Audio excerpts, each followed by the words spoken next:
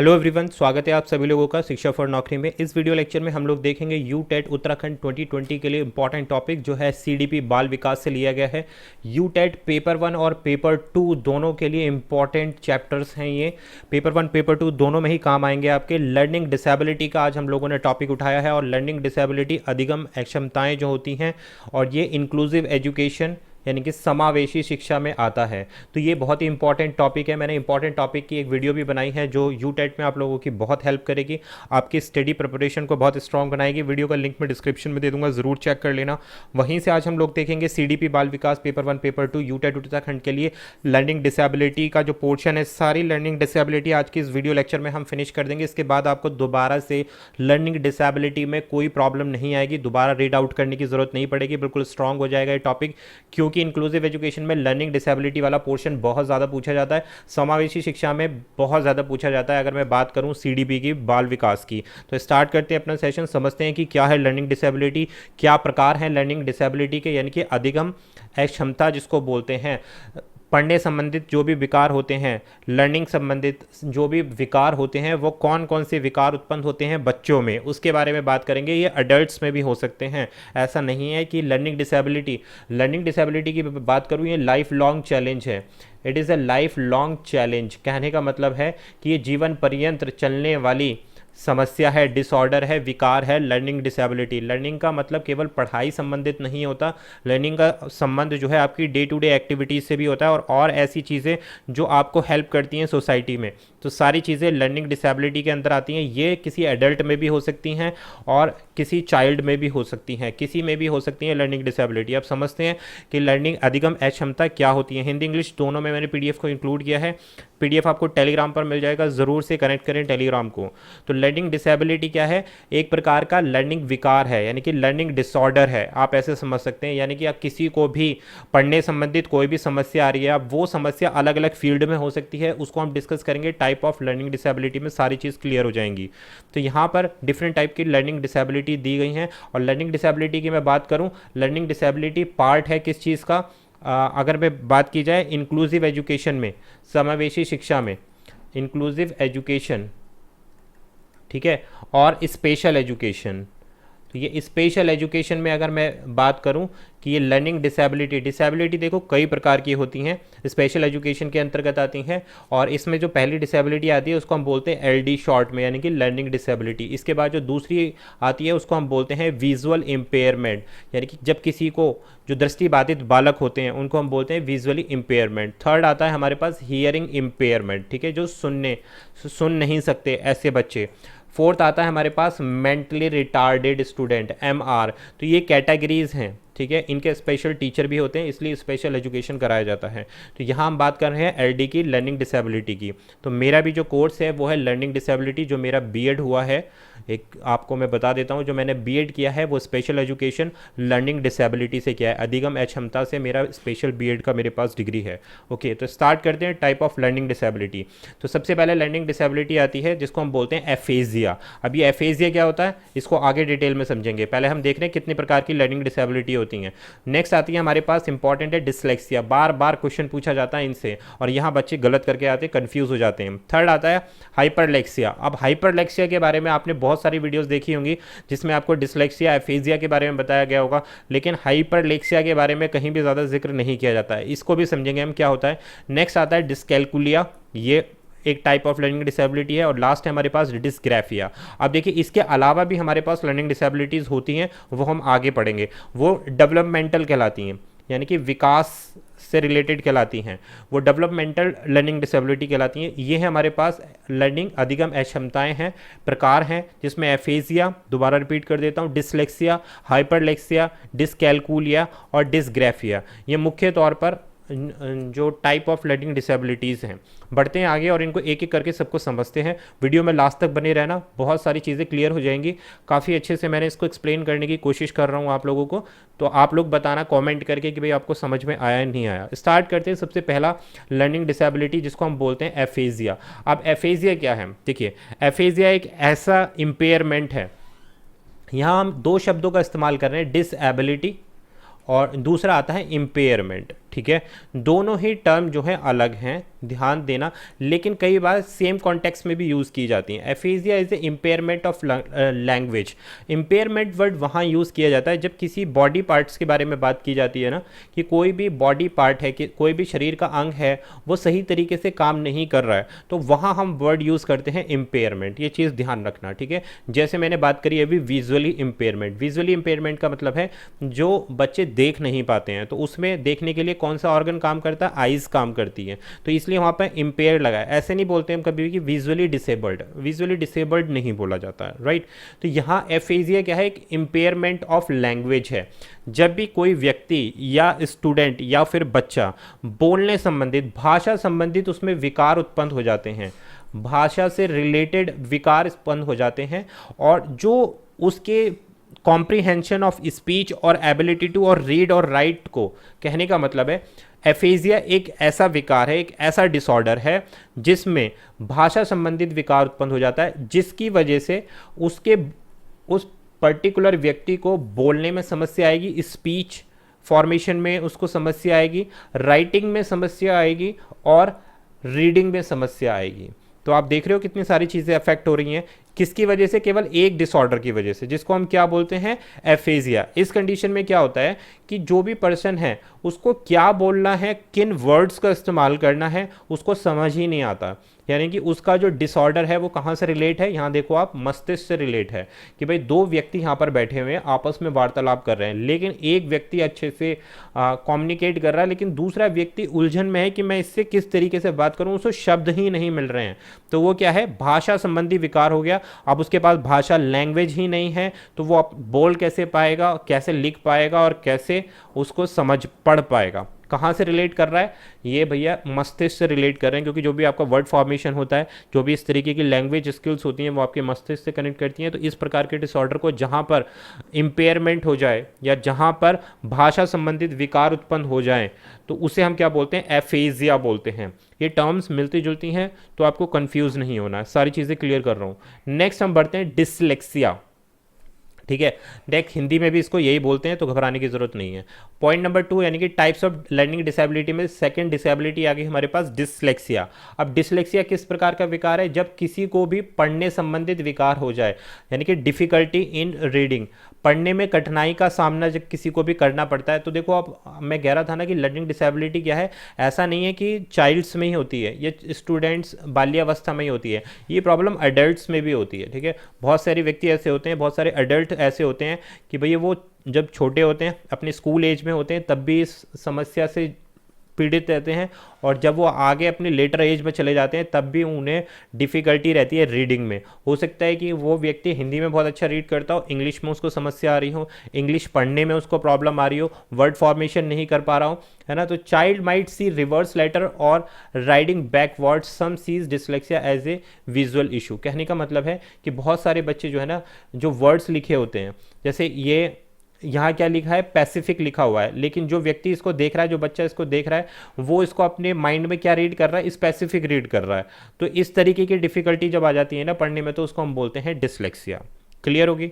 Next बढ़ते हैं question number और टाइप्स ऑफ लर्निंग डिसेबिलिटी में थर्ड टाइप आता है हमारे पास, हाइपरलेक्सिया। अब इस हाइपरलेक्सिया के बारे में बात कर रहा था, ये बहुत ही इंपॉर्टेंट है, क्योंकि ये ज़्यादातर पूछा, मतलब एक्सप्लेनेशन इसकी आपको बहुत कम मिलेगी और इसकी पूछने की संभावनाएं इसलिए ज़्यादा बढ़ जाती हैं। हाइपरलेक्सिया क्या है भाई, हाइपरलेक्सिया एक ऐसा डिसेबिलिटी है, एक ऐसा सिंड्रोम्स है जो किसी भी चीज़ को पढ़ने से पूर्व में एक कॉन्शियसनेस स्टार्ट हो जाती है। सपोज कि कोई एक स्टूडेंट ए है, वो किताब को रीड कर रहा है, बुक को रीड, उसको बोला है कि आप बुक रीड करो, कोई भी एक पैराग्राफ रीड करो, तो उस पैराग्राफ को रीड करने से पहले उस स्टूडेंट के मन में जो विचलित होता है वो, कि यार क्या मैं इसको पढ़ पाऊंगा, है ना। पढ़ने से पूर्व ही उसके अंदर एक कॉन्शियसनेस आ जाता है कि यार मैं कैसे पढ़ूंगा इसको, किस तरह, वो बहुत अच्छे से इसको पढ़ सकता है, लेकिन उसके पूर्व में ही, पढ़ने से पहले ही उसके अंदर एक डर की भावना जो आ जाती है, उसी को हम क्या बोलते हैं, हाइपरलेक्सिया बोलते हैं। बहुत आसान भाषा में मैंने आपको समझा दिया है,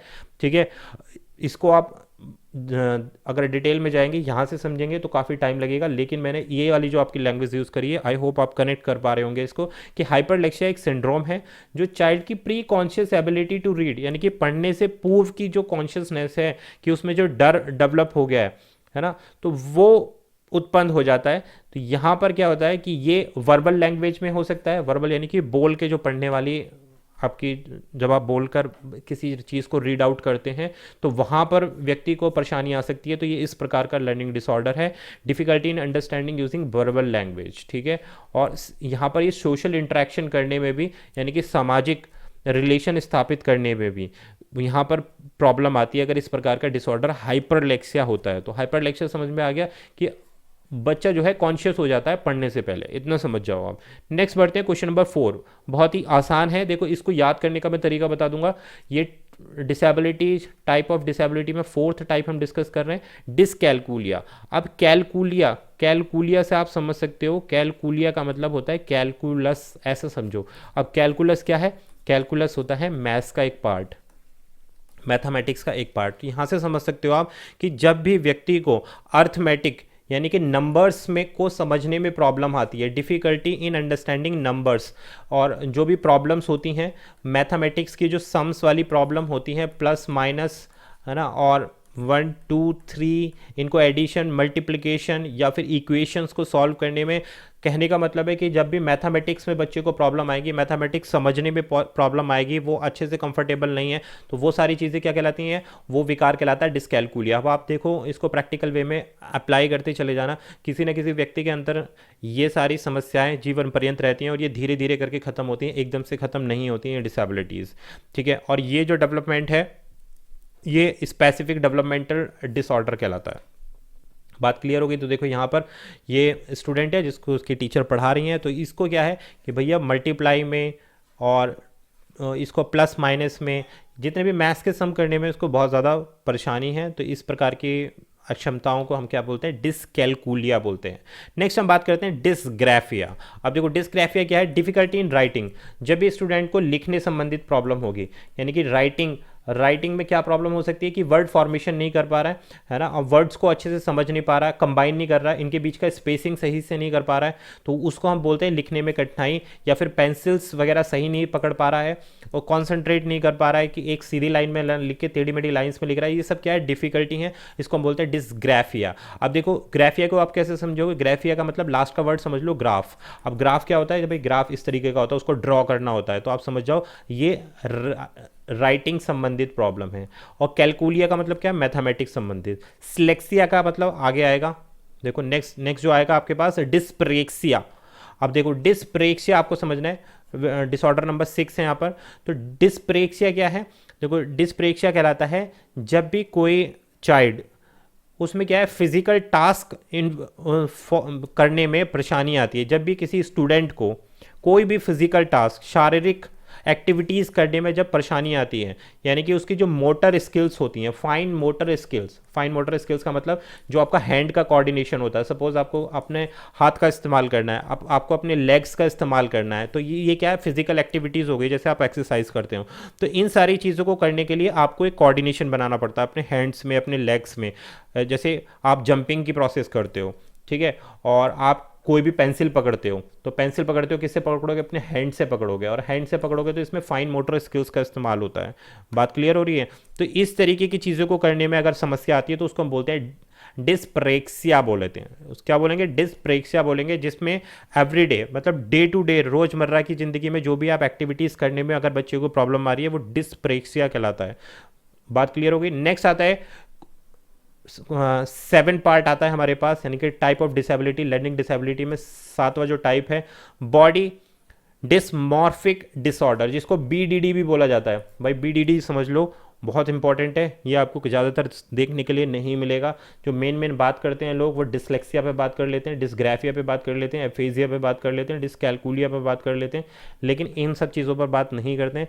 अब देखो बॉडी डिसमॉर्फिक डिसऑर्डर, जिसको शॉर्ट में BDD बोलते हैं, ये क्या है? इसको मैं एक शॉर्ट लैंग्वेज में समझा देता हूँ कि ये एक इस प्रकार का डिसऑर्डर है जिसमें इसको हम बोलते हैं मेंटल डिसऑर्डर से रिलेट करता है, यानी कि मस्तिष्क में किसी भी व्यक्ति के परेशानी उत्पन्न हो जाती है, जिसकी वजह से वो किस में चला जाता है, डिप्रेशन में चला जाता है। ठीक है, अब डिप्रेशन में जाने की वजह से उसकी एक्टिविटीज़ के थ्रू हम जज करेंगे कि उसमें बॉडी डिसमॉर्फिक डिसऑर्डर हो गया। क्या कि वो शीशे के सामने जाएगा, मिरर के सामने जाकर अपने आप को देखेगा और देखने के बाद उसको ऐसा फील होगा कि मेरे बॉडी में, यानी कि मेरे बॉडी में या मेरे स्ट्रक्चर में कुछ ऐसी प्रॉब्लम है जो दूसरे देखेंगे और मेरे पे हंसेंगे, जबकि वो व्यक्ति बिल्कुल सही होता है, उसको कोई प्रॉब्लम नहीं होती है। जो दूसरे होते हैं उन्हें उसके अंदर कोई भी प्रॉब्लम नहीं दिखाई देती है, लेकिन जब वो अपने आप को सेल्फ एनालिसिस करता है मिरर में जाकर, तो उसको ऐसा लगता है कि हाँ मेरे अंदर कुछ प्रॉब्लम है, मेरे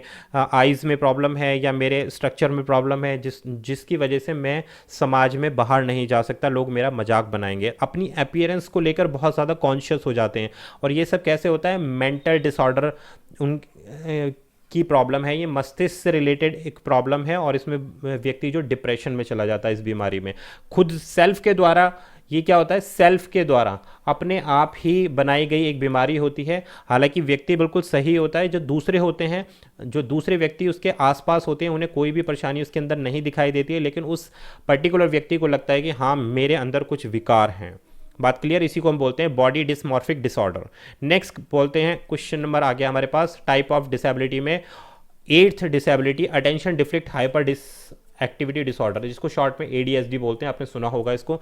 तो ये कैसा डिसऑर्डर है भाई, ये न्यूरो डेवलपमेंटल विकार है, मेंटल डिसऑर्डर है। और मेंटल डिसऑर्डर भी किसका है, न्यूरो, बिल्कुल डायरेक्ट मस्तिष्क से जो भी हमारे तंत्रिका तंत्र होती हैं उससे रिलेट करता है। अब इसमें क्या क्या प्रॉब्लम होती है, इसके कुछ सिम्टम्स होते हैं जो बच्चों में अर्ली स्टेज में देखे जाते हैं। जैसे बच्चा जो है किसी भी एक पर्टिकुलर चीज़ में अटेंशन नहीं दे पा रहा है, उनका अटेंशन स्पैन जो होता है, कंसंट्रेशन करने की जो टाइम पीरियड होता है, जो अटेंशन स्पैन होता है वो बहुत शॉर्ट होता है, बहुत ही ज़्यादा शॉर्ट होता है।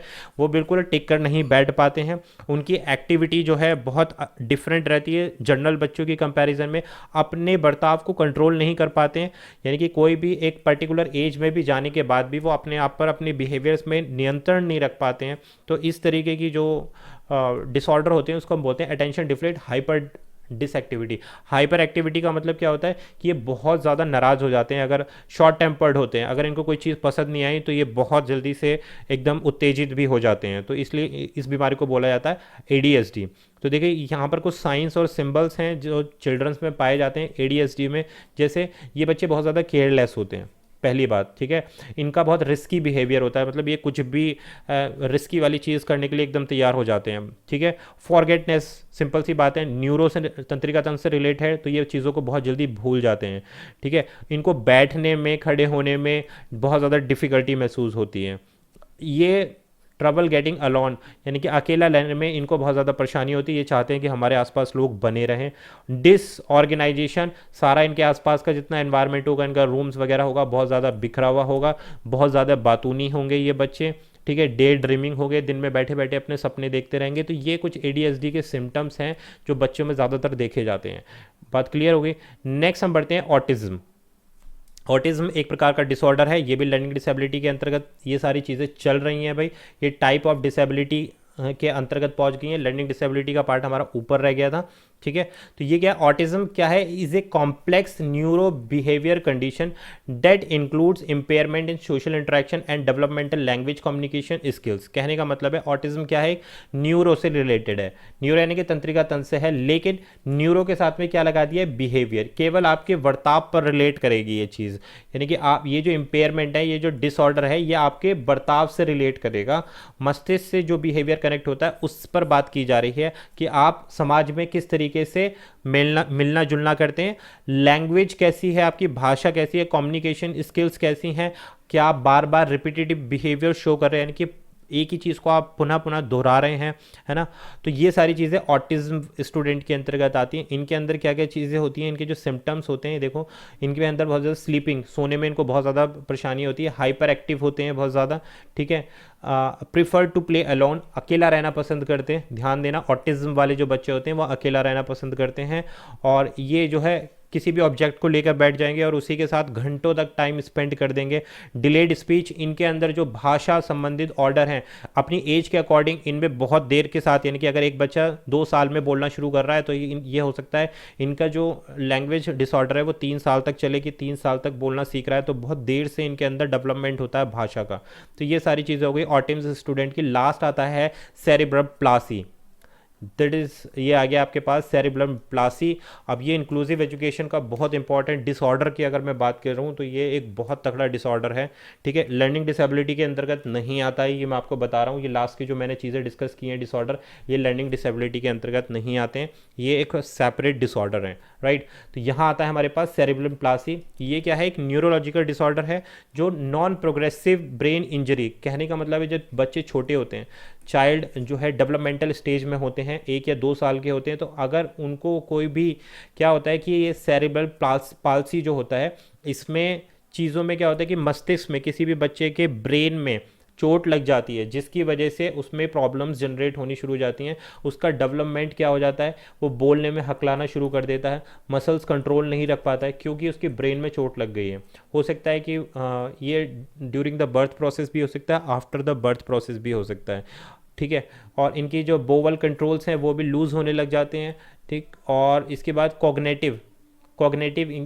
कॉग्निटिव इंपेयरमेंट यानी मस्तिष्क से रिलेटेड संज्ञानात्मक विकास जो होता है वो इनका स्लो डाउन हो जाता है इन बच्चों का, जिनमें सेरिब्रल पाल्सी देखी जाती है। ये बेसिकली क्या होती है, एक ब्रेन इंजरी होती है, इनके मस्तिष्क में जो चोट लग जाती है, ठीक है, जिसकी वजह से ये चीज़ें होती हैं और इसकी वजह से जो डेवलपमेंट होता है वो बहुत स्लो हो जाता है, बच्चे की जो विकास होती है वो बहुत स्लो हो जाता है। इनमें बॉडी के मूवमेंट्स जो होते हैं वो बहुत प्रभावित होते हैं, मसल्स का जो कोऑर्डिनेशन होता है वो नहीं बन पाता है, ठीक है। बच्चा मूवमेंट करने में भी बच्चे को भी प्रॉब्लम आती है। तो ये सारी चीज़ें जो होती हैं, पॉस्चर नहीं बना पाता बच्चा, अपना रिफ्लेक्स एक्शन उसके अच्छे से काम नहीं करते हैं, fine motor skills, gross motor skills, ये सब चीज़ें नहीं काम करती हैं क्योंकि उसके ब्रेन में इंजरी होती है। इसी को हम बोलते हैं सेरिब्रल पाल्सी। तो ये एक प्रकार का डिसऑर्डर था, ठीक है, ये लर्निंग डिसेबिलिटी से बाहर आता है। तो आज के इस वीडियो लेक्चर में हमने ये सारी चीज़ें देख ली। एक चीज़ जो अभी हम मिस कर गए हैं उसको अभी मैं देखता हूँ, ऑटिज्म भी एक क्या है, एक प्रकार का डिसऑर्डर है। बात करें अगर हम ADHD, it is also a disorder. ये लास्ट के जितने हैं ये डिसऑर्डर हैं। ऊपर जो हमने स्टडी किए हैं डिस्प्रेक्सिया तक जो हमने स्टडी किए हैं वो सब क्या है, लर्निंग डिसेबिलिटीज़ थी जो अधिगम संबंधित अक्षमताएँ थी, और नीचे के जो स्पेसिफिक डिसऑर्डर थे, कुछ विकार थे जो लर्निंग को प्रभावित करते हैं, ठीक है, वो लर्निंग को प्रभावित करते हैं। स्पेशली टाइप ऑफ डिसेबिलिटी के अंतर्गत ये आते हैं। पॉइंट नंबर 6 तक शायद मैं एक चीज़ भूल गया हूँ यहाँ पर, डिसलेक्सिया क्या कहलाता है। डिसलेक्सिया का मतलब होता है रीडिंग संबंधित, अगर बता दिया है तो सही है, नहीं तो यहाँ देख लो। रीडिंग संबंधित जो डिसऑर्डर आता है, पढ़ने संबंधित जो विकार होता है वो कहलाता है हमारे पास डिसलेक्सिया। तो ये थी हमारी आज की वीडियो। आई होप आपको समझ में आए होंगे। सारे लर्निंग डिसऑर्डर मैंने यहाँ पर डिस्कस कर लिए हैं। किसी को कोई भी प्रॉब्लम है आप कॉमेंट डाउन कर सकते हैं। डिसलेक्सिया हमने पढ़ लिया था, रीडिंग संबंधित सेकेंडरी विकार था। तो पॉइंट नंबर 6 तक हमने जो पढ़े हैं वो सारे हमारे क्या थे, लर्निंग डिसऑर्डर्स यानी कि लर्निंग डिसेबिलिटीज़ थी। नीचे वाले जो डिसऑर्डर थे वो क्या थे, वो पूरी बॉडी को भी प्रभावित करते हैं और बच्चे की लर्निंग को भी प्रभावित करते हैं। तो ये था कंप्लीट डिस्क्रिप्शन। आई होप ये आपको CDP में बहुत हेल्प करेगा पेपर 1 एंड पेपर 2 के लिए।